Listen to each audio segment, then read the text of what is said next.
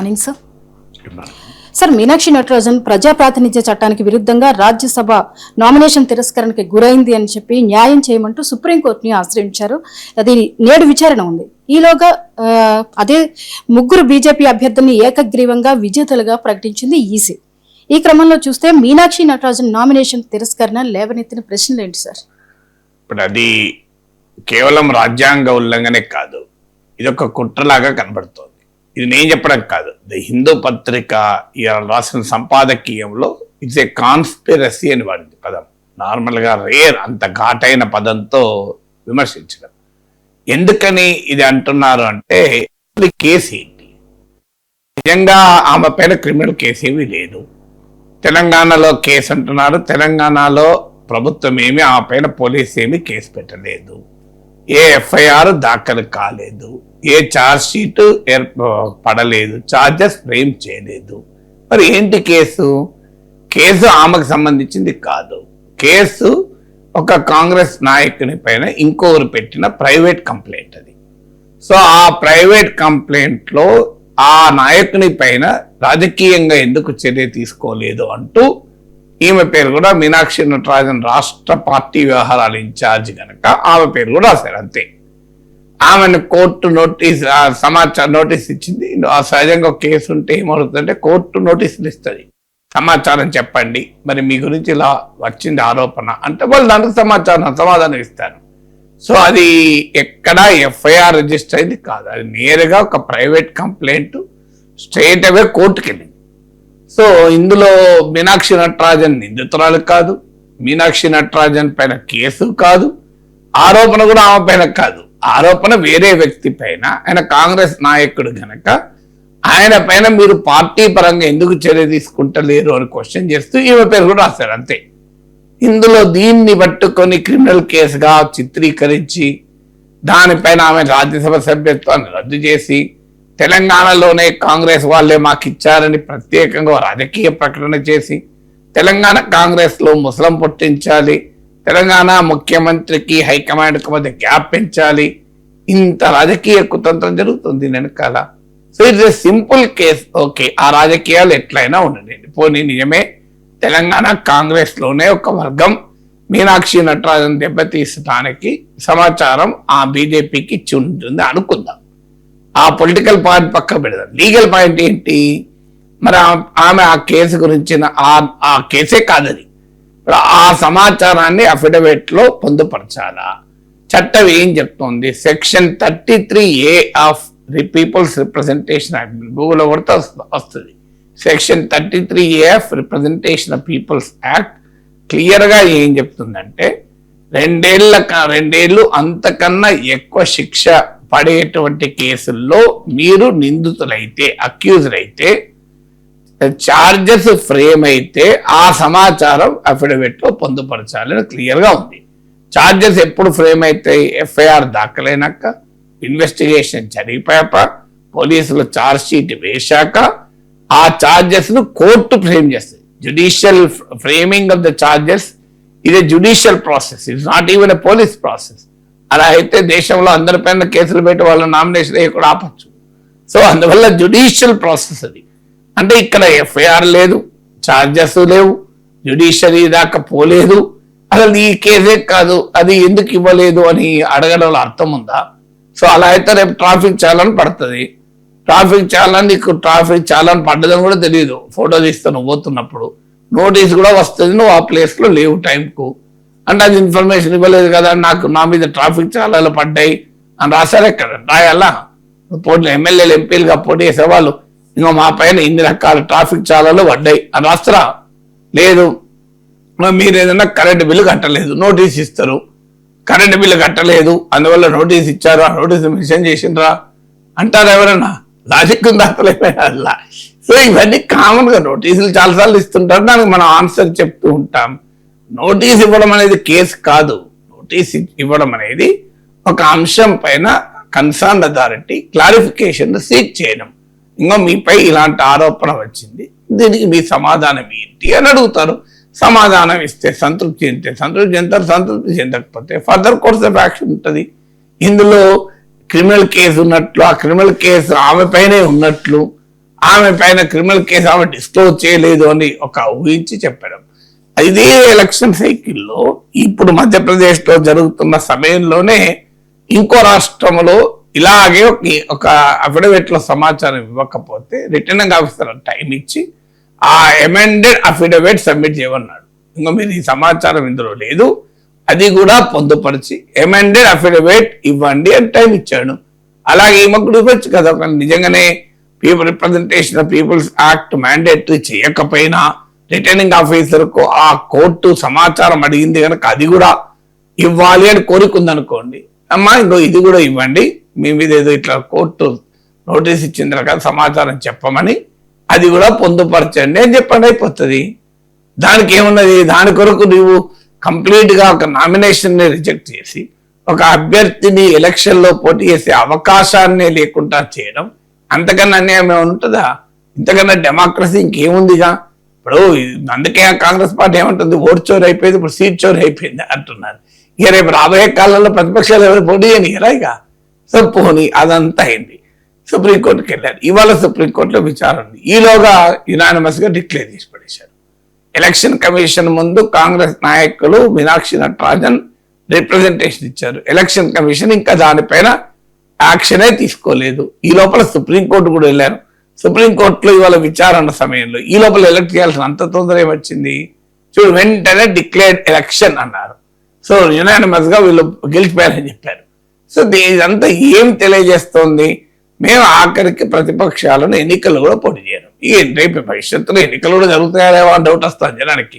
ఇక ఓటర్ల జాబితాలకు ఓటర్లు తీసిపడేస్తారు, అభ్యర్థుల జాబితాలు అభ్యర్థులను తీసిపడేస్తారు. రేపు గెలిచినాక కూడా గెలిచినా ఈయన కాదు మావాడు గెలిచాడు, ప్రతి ఎలక్షన్ లో అధికార పార్టీ వాళ్ళే గెలుస్తారు అని చెప్పి ప్రకటించుకుంటారు. ఏమన్నా అన్యాయంగా ఉంది ఇది. ఇప్పుడు ఫ్రీ అండ్ ఫెయిర్ ఎలక్షన్స్ అనేది ఎలక్షన్ కమిషన్ రూల్. అది నీ ఇష్టం అయితే చేయడం, అది రిటర్నింగ్ ఆఫీసర్లు. సో దానికి సమయం ఇవ్వాల్సిందే. ఇప్పుడు ఎక్కడైనా నా ఎలక్షన్ అనుభవం కూడా చెప్పాను. 2007లో నేను యూనివర్సిటీ ప్రొఫెసర్ గా లీవ్ తీసుకొని పోటీ చేశాను, రిజైన్ చేయలేదు. ప్రభుత్వ ఉద్యోగి అయితే రిజైన్ చేయాల్సి ఉంటుంది.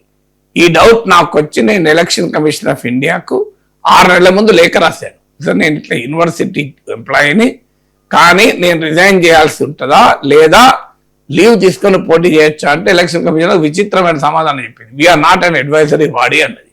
ఆ తర్వాత దానిపైన స్టడీ చేశాము. మాడబూర్ శ్రీధర్ అని ప్రముఖ న్యాయ నిపుణులు, ఆ మిత్రుడు ఆయన హెల్ప్ చేశాడు. ఆ కేసు లాస్ అంతా స్టడీ చేస్తే అవసరం లేదు, యూనివర్సిటీ ప్రభుత్వంతో సంబంధం లేదు, యూనివర్సిటీకి ప్రభుత్వమే నిధులు ఇచ్చినా కూడా అవసరం లేదు. శత్రుచర్ల విజయరామరాజు కేసులో కోర్టు తీర్పు ఉంది. ITD even if it is solely funded by the government, still you are not working for the government, who is your employer అని క్వశ్చన్ వస్తుంది. నా employer smart city registrar, not the government of Telangana, Andhra Pradesh, అప్పుడు ఉమ్మడి రాష్ట్రం. So అందువల్ల నేను nomination leave తీసుకున్నాను, university నుంచి నామినేషన్ వేశాను. నా స్క్రూటినీలో ఎవరు రైజ్ చేయలే. నాది అయిపోయినాక మరో టీచర్ ఎమ్మెల్సీ నామినేషన్ అప్పుడు ఇంకో ఇలాగే యూనివర్సిటీ ప్రొఫెసర్ నామినేషన్ వేశారు. అక్కడ వాళ్ళ ప్రత్యర్థులు రైజ్ చేశారు. అప్పుడు ప్రత్యర్థులు రైజ్ చేసినప్పుడు మళ్ళీ ఇష్యూ వచ్చింది. ఇదేంది, గ్రాడ్యుయేట్ ఎమ్మెల్సీ అప్పుడేమో ప్రొఫెసర్ నాగేశ్వర్ నామినేషన్ ఏమో ఎవరు అబ్జెక్షన్ చెప్పలేదు, టీచర్ ఎమ్మెల్సీకి వచ్చే వరకు ఇలా అబ్జెక్షన్ ఎందుకు చెప్తున్నారు అని క్వశ్చన్ వచ్చింది. క్వశ్చన్ వచ్చినప్పుడు ఎలక్షన్ రిటర్నింగ్ ఆఫీసర్ నన్ను కూడా పిలిచారు. మళ్ళీ నేను ఇంటికి వస్తుంటే ఫోన్ వచ్చింది, నేను రేపు మార్నింగ్ వచ్చి మీరు దాని డీటెయిల్స్ సబ్మిట్ చేయండి. మళ్ళీ డీటెయిల్గా కంప్లీట్ నా లీగల్ ప్రొసీడింగ్స్ సమర్పించాను. సంజయ్ జాదవ్ రిటర్నింగ్ ఆఫీసర్, ఆయన election commission of India legal adviser refer చేశారు. ఆ లీగల్ అడ్వైజర్ నా ఆర్గ్యుమెంట్ కరెక్ట్ అని ఆన్సర్ ఇచ్చింది. ఆ తర్వాత నేను 2009లో కూడా పోటీ చేశాను. సో యూనివర్సిటీ ఉద్యోగి గవర్నమెంట్ ఉద్యోగి కాదు, అది there are several judgements of supreme court. Even గవర్నమెంటే మొత్తం నిధులిచ్చినా కూడా కాదు. సో ఇది లా తెలిసిన వాళ్ళం కనుక ఉన్నాం.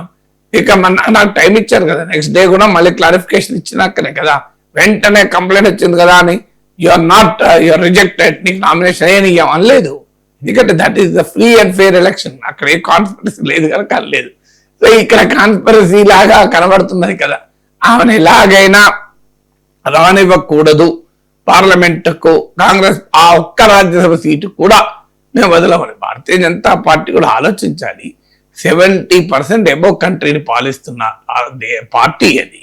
పార్లమెంట్ లో పూర్తి మెజారిటీ ఉంది. ఒక్క రాజ్యసభ సీట్ లేకపోతే ఏమవుతుందండి? ప్రజాస్వామ్యాన్ని ఇంత దారుణంగా అపహాస్యం చేయాలా? ఒకటే ఒక రాజ్యసభ సీటు. ఇప్పుడు ఆల్రెడీ తృణమూల్ కాంగ్రెస్ ఎంపీలంతా ఇటే చేరుతున్నారు.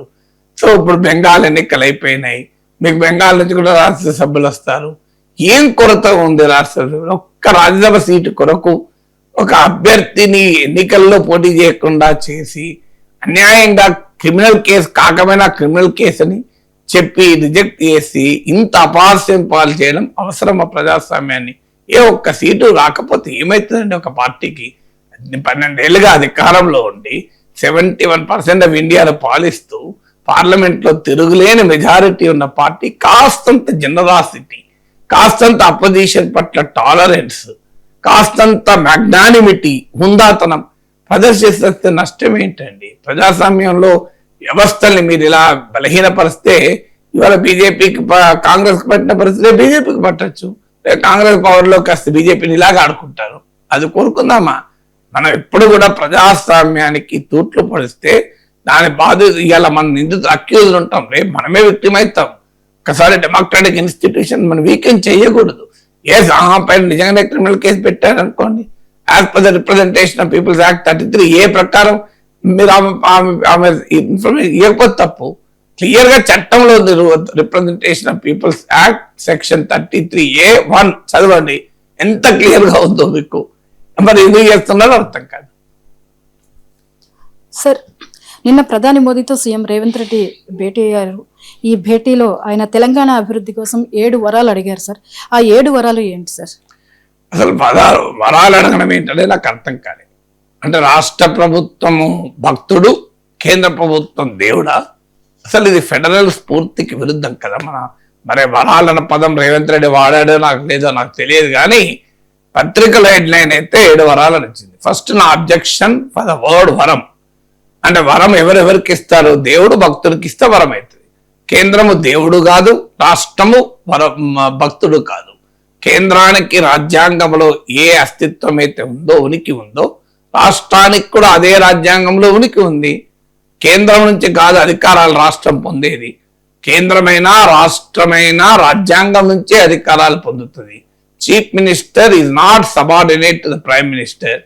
ఈ both are elected by the people of the country. So prime minister కు సబార్డినేట్ కాదు. Prime minister inspector, chief minister sub inspector కాదు.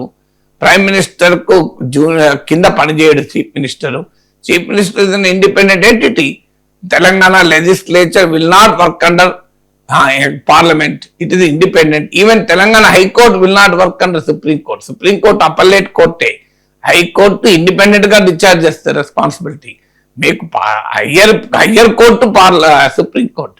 అంటే హైకోర్టులో ఉన్న కేసు సుప్రీం కోర్టుకు వెళ్తుంది ఒకవేళ. కానీ అదే సమయంలో హైకోర్టు రోజువారీ కార్యకలాపాలు సుప్రీంకోర్టు ఏం జోక్యం చేసుకోదు. అందువల్ల అది ఫెడరలిజం అంటే. అందువల్ల వరము అన్న పదమే ఫెడరల్ స్ఫూర్తికి విరుద్ధము. ఇక గ్యారంటీగా కేంద్ర సహకారాన్ని కోరారు. అది హక్కు ఉంటుంది. తెలంగాణ కేంద్రానికి నిధులు సమకూరుస్తుంది కదా. తెలంగాణ అభివృద్ధి అయితే దేశం అభివృద్ధి అవుతుంది కదా. ఇప్పుడు దేశం $5 trillion ఎన్నో అంటుంటారు కదా. అందుకు తెలంగాణ కూడా కంట్రిబ్యూట్ చేస్తుంది కదా. సో అడిగినవి కరెక్ట్.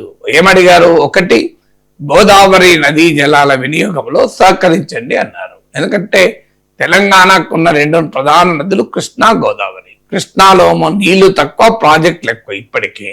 సో తెలంగాణలో కృష్ణా నదిలో అన్యాయం జరిగిందనే తెలంగాణ రాష్ట్ర ఉద్యమంలో కీలక నినాదం అది. ఇప్పటికీ అది ట్రిబ్యునల్ ముందుంది. అంటే కృష్ణా నదీ జలాల్లో 50% వాటా కావాలని తెలంగాణ అడుగుతోంది. అది ట్రిబ్యునల్ అవార్డుకు వెయిటింగ్. ఇక మిగిలిందల్లా గోదావరి. గోదావరిలో ప్రాజెక్టులు తక్కువ ఉన్నాయి, నీళ్ళు ఎక్కువ ఉన్నాయి. నీళ్ళు ఎక్కువ ఉన్నాయి కనుక గోదావరి నదీ జలాలని సంపూర్ణంగా తెలంగాణ వినియోగించుకోవడానికి కేంద్రం సహకారం అడుగుతున్నారు. ఎందుకంటే మహారాష్ట్రతో వివాదాలు ఉంటాయి. మహారాష్ట్రలో బీజేపీ ప్రభుత్వమే ఉంది. పైగా మీకు తెలంగాణకు ఒక్క ప్రాజెక్టు కూడా జాతీయ హోదా ఇవ్వలే. కర్ణాటకకి ఇచ్చారు కానీ తెలంగాణకి ఇవ్వలే. ఆంధ్రప్రదేశ్కి ఇచ్చిన దానికి ఎవరికి అభ్యంతరం లేదు, ఎందుకంటే అది రాష్ట్ర విభజన హామీ గనక. ఇక మీకు రెండవది ఏమడిగారు? మెట్రో 2వ దశకు సహకారం ఇవ్వండి అన్నారు. ఇదే కేంద్రం బెంగళూరులో, కొచ్చిన్లో మెట్రోలో సహకారం ఇచ్చింది, మరి హైదరాబాద్కు మెట్రోకు సహకారం ఇవ్వాల్సిందే కదా. మూడవది regional ring road north side దాదాపు అన్ని రకాల వర్క్స్ అయిపోయినాయి. జస్ట్ దానికి కావలసినటువంటి నిధులు సమకూర్చడం. ఇప్పుడు మెట్రో రెండవ దశకు 38,590 crores. సో అలాగే మీకు ఈ నార్త్ సైడ్ ఇమీడియట్ గా రీజనల్ రింగ్ రోడ్ నిర్మాణం మొదలు పెట్టచ్చు. అలాగే సౌత్ సైడ్ అంటే మీకు చౌటుప్పల్ టు సంగారెడ్డి నా regional ring road south side కూడా పూర్తి చేస్తే హైదరాబాద్ నగరానికి 2 కంటమాలలు అయితే, ఒకటి అవుటర్ రింగ్ రోడ్, ఆ పైన రీజనల్ రింగ్ రోడ్. ఒక రకంగా తెలంగాణ మొత్తానికి అద్భుతమైన కనెక్టివిటీ వచ్చేది రీజనల్ రింగ్ రోడ్. అందువల్ల 4వది ఆ రీజనల్ రింగ్ రోడ్ అడుగుతున్నారు. 5వది తెలంగాణకు ఒక పోర్ట్ లేదు. మీకు నిజాం కాలం నుంచి కూడా హైదరాబాద్కు మచిలీపట్నం పోర్టుకు మధ్య ఆ సంబంధం. అందువల్ల హైదరాబాద్కు పోర్టు లేదు కనుక నియరెస్ట్ పోర్టు బందర్ పోర్ట్ అవుతుంది. సో నియరెస్ట్ పోర్టుకు ఒక 12 వరుసల రోడ్డు కనెక్టివిటీ కనిపిస్తే హైదరాబాద్ నుంచి అమరావతిని టచ్ చేసుకుంటూ, అంటే మీకు రాష్ట్ర ప్రభుత్వం అడిగింది ఫ్యూచర్ సిటీ నుంచి అంటే హైదరాబాద్ నుంచి అమరావతి టచ్ చేస్తూ మచిలీపట్నంకు గనక వేస్తే అది తెలంగాణ అభివృద్ధికి దోహదం చేస్తుంది, ఆంధ్రప్రదేశ్ అభివృద్ధికి దోహదం చేస్తుంది. మీకు పోర్టు లేని తీరము లేని తెలంగాణకు తీరానికి యాక్సెస్ ఉంటుంది. దానివల్ల మీకు ఫార్మా, ఎలక్ట్రానిక్స్ ఇలాంటి అనేక రంగాల ఉత్పత్తుల ఎక్స్పోర్ట్ కు ఉపయోగపడుతుంది. 6వది మీకు వరంగల్ ఎయిర్పోర్ట్. మీకు ఆంధ్రప్రదేశ్ లో విజయవాడ, విశాఖపట్నం, తిరుపతి, కడప, రాజమండ్రి ఎయిర్పోర్ట్లు ఉన్నాయి. మీకు తెలంగాణలో ఒక్క ఎయిర్పోర్ట్ హైదరాబాద్, ఇంకా వేరే ఎయిర్పోర్టే లేదు తెలంగాణ రాష్ట్రానికి. అందువల్ల వరంగల్ ఎయిర్పోర్ట్ కనుక పూర్తి నిర్మాణం అయిపోతే మీకు ఉత్తర తెలంగాణ అభివృద్ధి కావటానికి అడ్వాంటేజ్ గా ఉంటుంది అనేది రాష్ట్ర ప్రభుత్వ వైఖరి. సో 7వది హైదరాబాద్ లో ఐఏఎం ఏర్పాటు. దానికి 200 ఎకరాలు ఇవ్వటానికి కూడా రాష్ట్ర ప్రభుత్వం ముందుకు వచ్చింది. నేను శాసన మండలి సభ్యుడిగా 2007లో ఉన్నప్పటి నుంచి ఐఏఎం హైదరాబాద్ కొరకు మేము కొట్లాడుతున్నాను. ఇప్పుడు కాదు, ఆ రోజుల్లో కూడా నేను కౌన్సిల్లో లేవనెత్తాను. అంటే 20 ఏళ్ళగా డిమాండ్ నాకు గుర్తున్నట్టే. ఎందుకు హైదరాబాద్కి ఐఏఎం కావాలి? హైదరాబాద్ ఇప్పటికే ఐఐటి, మీకు NALSAR, Birla institute of technology sciences, IIIT ఇలాంటి ఇన్స్టిట్యూషన్స్ ఉన్నాయి. భారతదేశంలో ఉన్న టాప్ కంపెనీలు, ప్రపంచంలో ఉన్న టాప్ కంపెనీల కార్యాలయాలు ఉన్నాయి ఇక్కడ. గూగుల్, మైక్రోసాఫ్ట్, యాపిల్, అమెజాన్, ఇలా ఇన్ఫోసిస్, విప్రో, TCS, ఇలా నేమ్ ఎనీథింగ్ హైదరాబాద్ లో ఉన్నాయి. తర్వాత మ్యానుఫ్యాక్చరింగ్ రంగంలో కూడా BHEL లాంటి కంపెనీలు ఉన్నాయి, ECIL లాంటి కంపెనీలు ఉన్నాయి, డిఫెన్స్ కారిడార్, డిఫెన్స్ ఇండస్ట్రీస్ ఉన్నాయి, డిఫెన్స్ ల్యాబ్స్ ఉన్నాయి. సో ఇంత రకాలమైన ఇకో సిస్టమ్ BMW నుంచి మొదలుకొని చంద్రాయన్లో వాడే పరికరాలు హైదరాబాద్ లో తయారవుతాయి. సో హైదరాబాద్ లో ఉన్న స్టార్టప్లు ఏకంగా రాకెట్లనే పంపిస్తున్నది. This is the Hyderabad profile. So Hyderabad ఒక ఇంత ఎకానమీ డెవలప్ చేశారు. ఒక ఇండియన్ ఇన్స్టిట్యూట్ ఆఫ్ మేనేజ్మెంట్ హైదరాబాద్కి ఎందుకు ఉండకూడదు? ఇండోర్ లో ఉంది, రాంచీలో ఉంది, చిన్న పట్టణాల్లో ఉన్నప్పుడు హైదరాబాద్ ఎలిజిబుల్ కాదా? ఈ 7 అడుగుతున్నారు. వాస్తవంగా ఆయన 7 అడిగాడు, ఇంకా 8 కూడా ఉన్నది. 8వది ఏంటి? మీకు ITIR, information technology investment reason. ఇది UPA ప్రభుత్వం హైదరాబాద్ కు శాంక్షన్ చేస్తే బీజేపీ ప్రభుత్వం దాన్ని రద్దు చేసింది. ఇవ్వాలని చెప్పి బీజేపీ నాయకులు కూడా డిమాండ్ చేశారు. మీరు గూగుల్లో కొట్టండి, వస్తుంది. డాక్టర్ లక్ష్మణ్ అడ్జస్ union IT minister Ravi Shankar Prasad on ITIR అని కొట్టండి, వస్తుంది. బీజేపీ రాష్ట్ర అధ్యక్షుడిగా ఉన్న రోజుల్లో డాక్టర్ లక్ష్మణ్ అప్పటి IT శాఖ మంత్రి రవిశంకర్ ప్రసాద్ కలిసి ITIR ప్రాజెక్ట్ అమలు చేయమని అడిగారు. ఎందుకు అమలు చేయలేదు ఎవరికి అర్థం కాదు. అంటే ల్యాండ్ ప్రాబ్లం ఉంది అన్న. బెంగళూరుకు ల్యాండ్ ప్రాబ్లం ఉంది, బెంగళూరు కంటే అర్థం ఉంది. హైదరాబాద్ ల్యాండ్ ప్రాబ్లమే లేదు కదా, మరి ఎందుకు ఇవ్వలేదు? ITIR వస్తే మీకు హైదరాబాద్ చుట్టూ IT కంపెనీలు వస్తాయి, 2 లక్షల కోట్ల రూపాయల పెట్టుబడులు వస్తాయి. ఎంత IT రంగం డెవలప్ అవుతుంది? అది 8వది IT రంగం డెవలప్మెంట్. 9వది డిఫెన్స్ కారిడార్. మీకు బుందేల్ఖండ్ అటు ఉత్తరప్రదేశ్ అక్కడ డిఫెన్స్ కారిడార్ అంటున్నారు. హైదరాబాద్ ఇది వెరీ బిగ్ డిఫెన్స్ ఇండస్ట్రీ. మీకు ఇక్కడ డిఫెన్స్ DRDO ఉంది, అగ్ని మిసైల్స్ కావలసినటువంటి కంట్రిబ్యూషన్ కూడా హైదరాబాద్ నుంచి ఉంది. మిధాని మిశ్రధాతు నిగం ఉంది, న్యూక్లియర్ ఫ్యూయల్ కాంప్లెక్స్ ఉంది, పెద్ద దేశంలోనే ప్రతిష్టాత్మకమైన డిఫెన్స్ ల్యాబ్స్ ఉన్నాయి. అందువల్ల ఒక డిఫెన్స్ ఇండస్ట్రియల్ కారిడార్ కనుక ఏర్పాటు చేస్తే మీకు హైదరాబాద్ దేశంలో ఉన్న రక్షణ రంగ పరిశ్రమకు బ్రహ్మాండంగా కంట్రిబ్యూట్ చేస్తుంది కదా హైదరాబాదు. సో మీకు అందువల్ల హైదరాబాద్ ఒక డిఫెన్స్ కారిడార్ ఇవ్వండి. 9వది. 10వది హైదరాబాద్ హైదరాబాద్ చెన్నై, హైదరాబాద్ బెంగళూరు, హైదరాబాద్ విజయవాడ, ఈ 3 వైపులా ఇండస్ట్రియల్ జోన్స్ డెవలప్ చేయొచ్చు. ఈ 3 వైపులా ఇండస్ట్రియల్ జోన్స్ డెవలప్ చేయడం వల్ల తెలంగాణ డెవలప్ అవుతుంది, ఆంధ్రప్రదేశ్ కూడా డెవలప్ అవుతుంది. ఇది 10వది. 11వది తెలంగాణలో స్టీల్ ప్లాంట్ లేదు. బయ్యారం స్టీల్ ప్లాంట్ విభజన సమయంలో ఇచ్చిన హామీ, దాన్ని అమలు చేయండి. 12వది కాజీపేట్ డివిజన్. మీరు ఇటీవల రైల్వే జోన్ ఆంధ్రప్రదేశ్కి ఇవ్వడాన్ని మనం ఆహ్వానించాం. అలాగే కాజీపేట్ డివిజన్ కూడా చాలా కాలంగా ఉన్న డిమాండ్. సో కాజీపేట్ డివిజన్ ను మీరు అమలు చేయండి. సో ఇలా మీకు తెలంగాణ సమగ్ర అభివృద్ధికి అవసరమైన అనేక డిమాండ్లు కేంద్రం వద్ద పెండింగ్ లో ఉన్నాయి. వీటిని కనుక అమలు చేయగలిగితే తెలంగాణ అద్భుతమైన అభివృద్ధి చెందుతుంది. అది భారతదేశ అభివృద్ధికి కూడా తెలంగాణ కంట్రిబ్యూట్ చేస్తుంది కదా. 6 నగరాలకి 6 లక్షల కోట్లు అంటూ నరేంద్ర మోదీని సీఎం రేవంత్ రెడ్డి అడగడం జరిగింది. మెట్రో నగరాలకి అంటే ఒక్కొక్క నగరానికి 1,00,000 కోట్ల చొప్పున అడిగారు. ఇది సరైనదని అంటారు? ఇప్పుడు ప్రపంచవ్యాప్తంగా మీకు మోడల్ ఆఫ్ ఎకనామిక్ డెవలప్మెంట్ ఈ సిటీ లెడ్ గ్రోత్ అంటారు. అంటే నగరాల మహానగరాల అభివృద్ధి ఆ దేశాల అభివృద్ధికి మీకు ఒక ప్రధానమైన అంశం అవుతుంది. ఇప్పుడు మీకు అమెరికా ఉంది. అమెరికాలో న్యూయార్క్ నగరం, ఒక్క న్యూయార్క్ నగర జీడిపి ప్రపంచంలో బహుశా 100 దేశాల జీడిపి కనుక. సో మరి న్యూయార్క్ నగరము ఏ రకంగా అమెరికా అభివృద్ధికి దోహదం చేస్తుంది.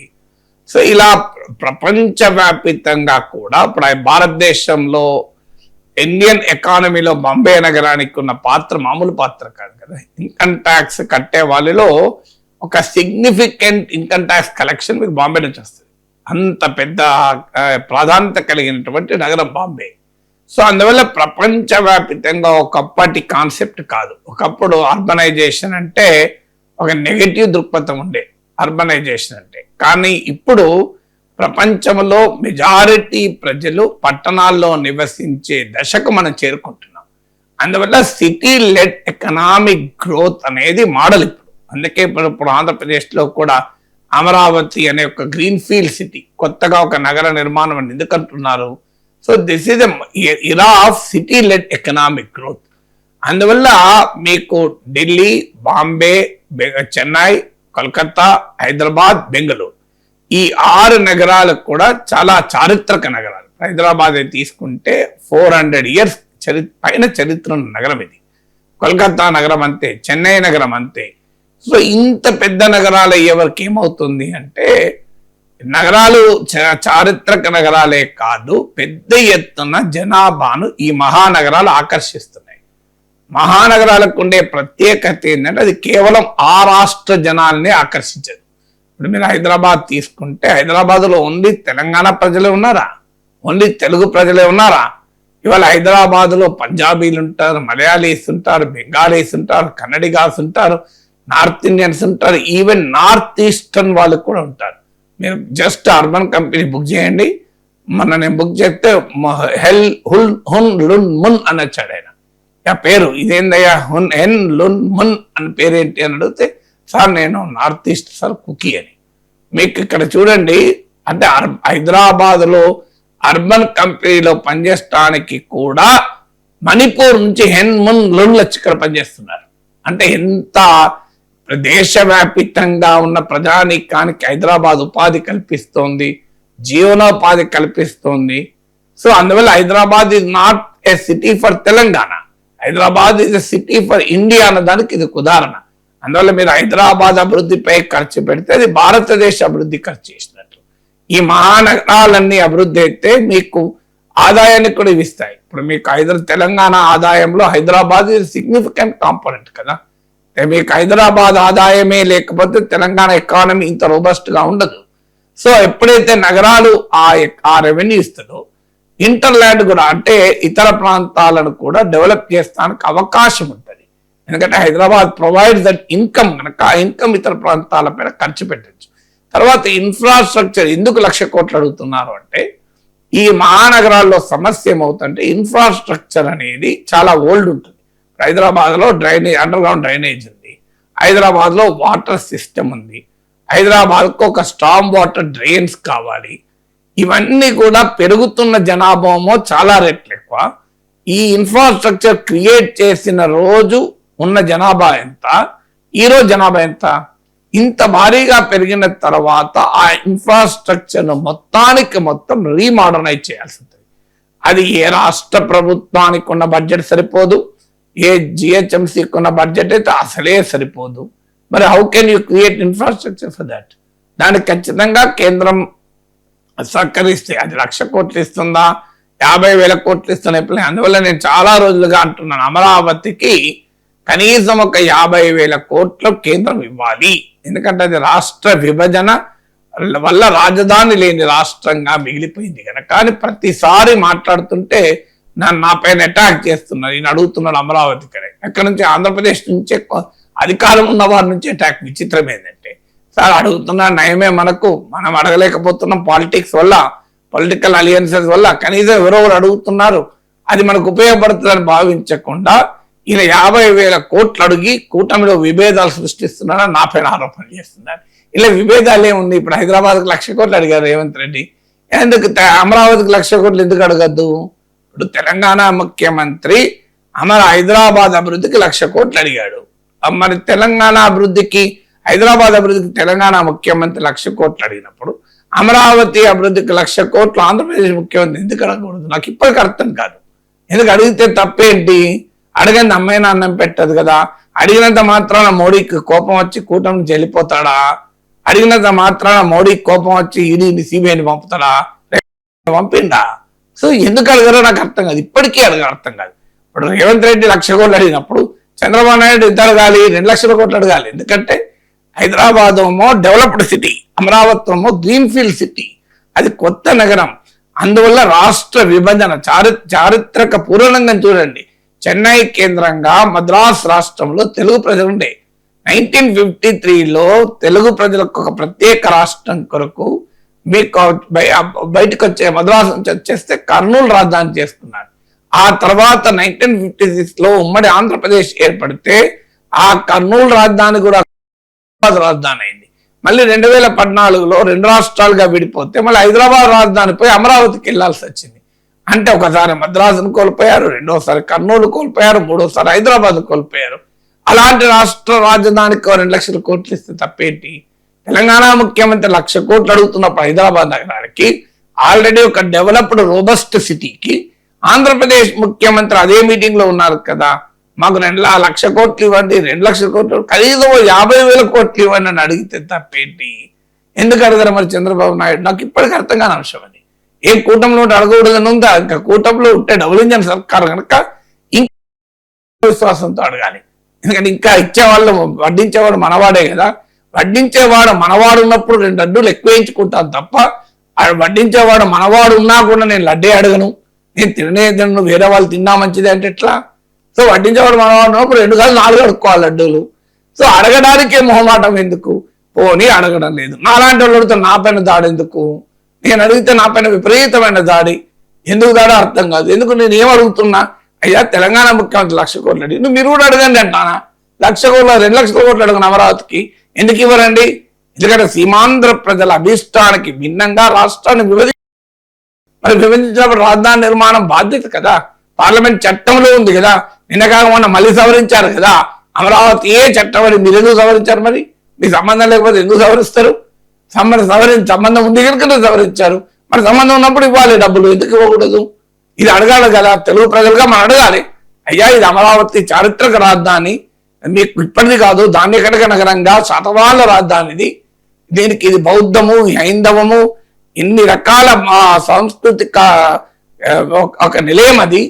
సో అలాంటి పవిత్ర నగరానికి ఎందుకు 5,00,000 కోట్లు ఇవ్వద్దు? రేవంత్ రెడ్డి అడిగేటప్పుడు అదే నీతి ఆయోగ్ మీటింగ్ లో ఉన్న చంద్రబాబు నాయుడు ఎందుకు 1,00,000 కోట్లు అడగలేదు? ఎక్కడైతే రాలేదు నాకు తెలిసినంత వరకు. సబ్జెక్టు కరెక్షన్ మరి అడిగితే పత్రికలనైతే అమరావతి నిర్మాణానికి 1,00,000 కోట్లు ఇవ్వండి అని చంద్రబాబు అడిగినట్టే తెలియదు.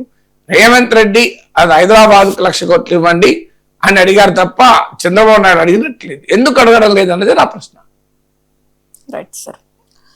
సార్, ఇరాన్ కాల్పుల విరమణ ఒప్పందం త్వరలోనే కుదరనుంది అని ట్రంప్ స్టేట్మెంట్ ఇచ్చారు. అయితే దీనికి బిఫోర్ మరి కొద్ది గంటల్లో మేము భీకర దాడులు చేస్తాం అని వితిన్ హవర్స్ లోనే మళ్ళీ ఈ ఒప్పందం విషయం మీద స్టేట్మెంట్స్ ఇచ్చారు. అంటే ఈ భిన్న వైఖరి ఏంటి సార్ ట్రంప్?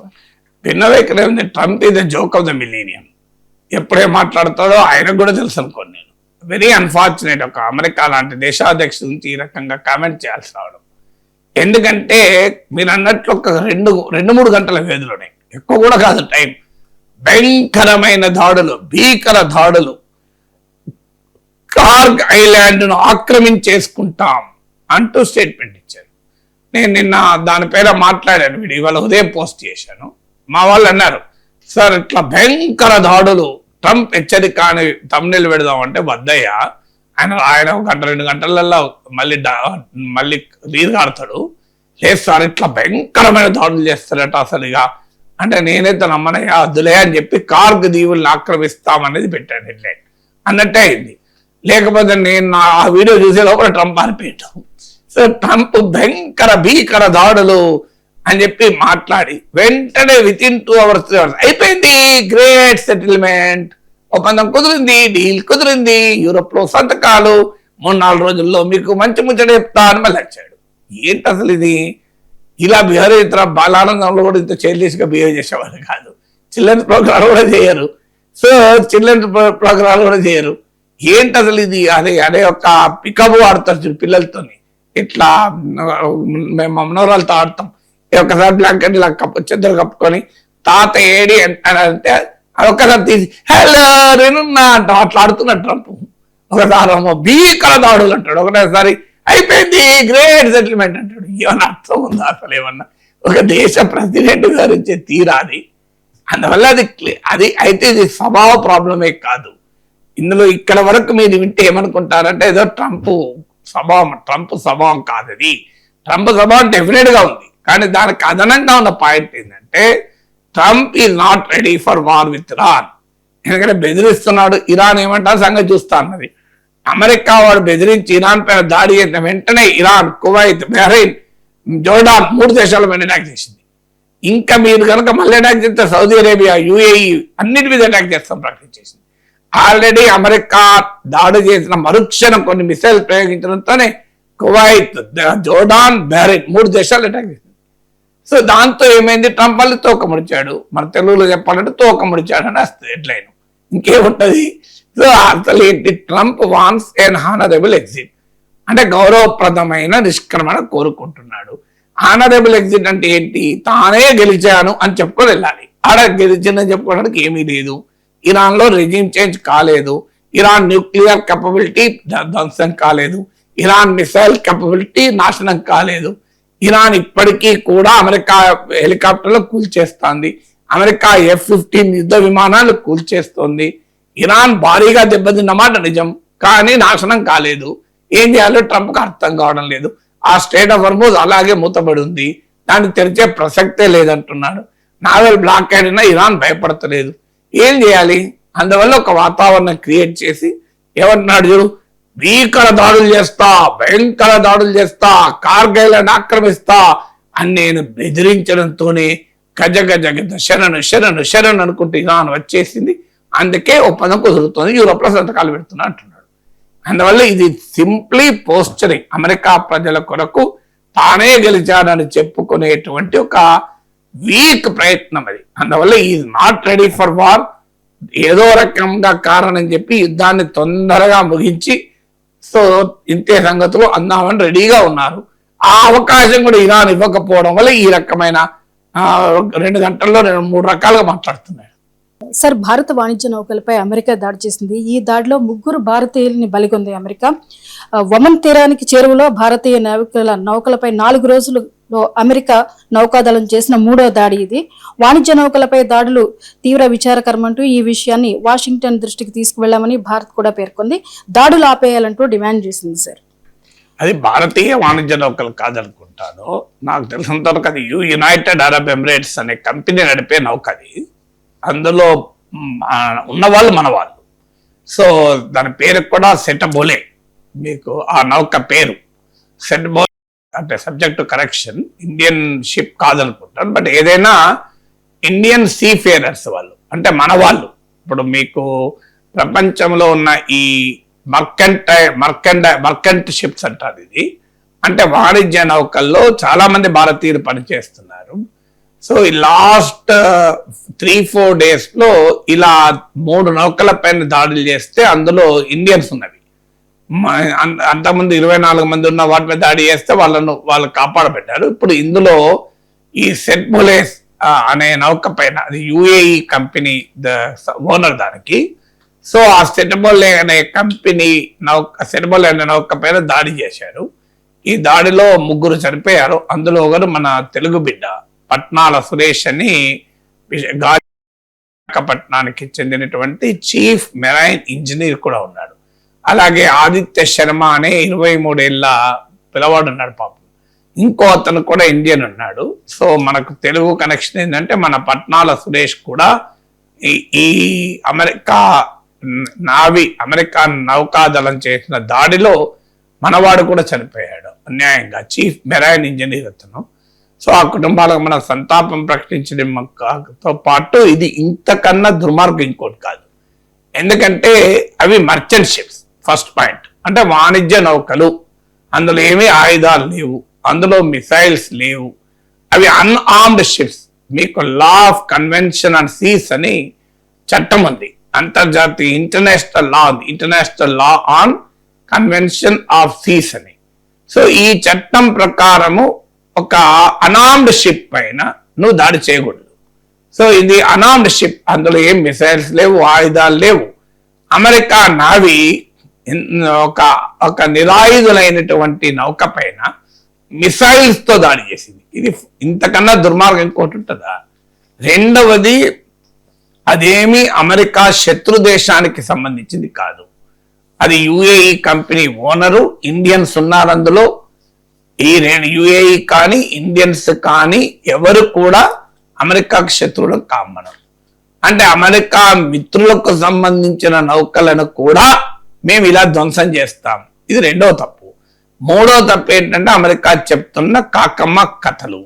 ఇది ఇరాన్ ఆయిల్ కలిగి ఉంది అని క్లియర్ గా యుఏఈ ఓనర్ క్లియర్ గా చెప్పారు. ఇందులో ఏది ఇరాన్ ఆయిల్ ఏమీ లేదు, సంబంధమే లేదు ఇరాన్ కు. అది ఇరాన్ నుంచి రావడము లేదు, ఇరాన్ కు పోవడము లేదు. ఇది మూడవది. నాలుగవది ఏంటంటే అమెరికా ఇంకో కాకమ్మ కథ ఏం చెప్తోంది అంటే, మేము లొంగిపోమ్మని అన్నాము, అయినా వినకుండా వాళ్ళు వ్యవహరించారు అంటున్నారు. వినకుండా ఏం వ్యవహరించారు? వాళ్ళు ఏమైనా ఆయుధాలు ప్రయోగించారా? సో క్లియర్ గా అమెరికాకు దీనిపైన మిసైల్ అటాక్ చేయాల్సిన అవసరమే లేదు. అమెరికన్ నావీ ఓవర్ పవర్ చేసి ఆ పడవను క్యాప్చర్ చేసుకోవచ్చు. లేదు, ఈవెన్ ధ్వంసం చేసిన సమయంలో కూడా స్పీడ్ బోట్లను పెట్టి, ఇతర బోట్లను పెట్టి అందులో ఉన్న సేలర్స్ ను కాపాడచ్చు. అది కూడా చేయొచ్చు కావాలనుకుంటే. నీకు నిజంగానే అటాక్ చేయాలి అని అనిపిస్తే ఆ సేలర్స్ వాళ్ళ ఆయుధాలయంలో వాళ్ళు అనామడు కదా, వాళ్ళను సురక్షితంగా వేరే బోట్లకు ఎక్కించి నువ్వు కనీసం అటాక్ చేయాలి కదా. పోనీ నిజంగానే అది అటాక్ చేయాలనుకుంటే. సో ఏ రకంగా చూసినా కూడా ఇది ఇంతకన్నా అన్యాయం ఏమీ లేదు. అంటే ఇది ఒక అమెరికా దురహంకారం, మేము ఎవరినైనా అటాక్ చేస్తామని. అది వార్ జోన్ లో లేదు. ఇంకో పాయింట్ కూడా ఉంది, పోనీ వార్ జోన్ లో ఉందా అంటే వార్ జోన్ లో లేదు. అసలు కాల్పుల విరమణ ఉన్న సమయం అది.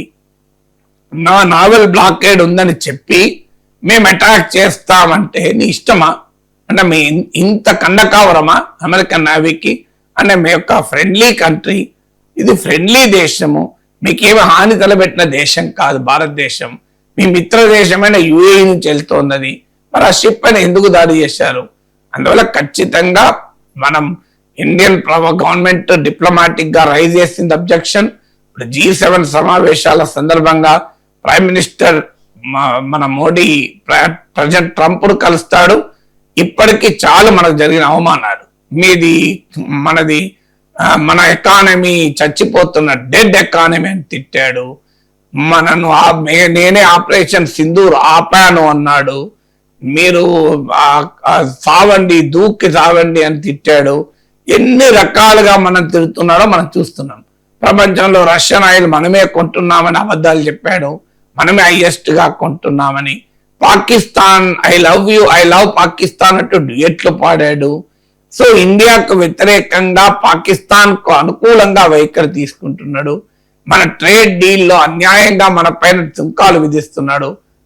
మొన్న 18% అదనంగా మళ్ళీ సుంకాలు వడ్డించాడు సంబంధం లేకుండా.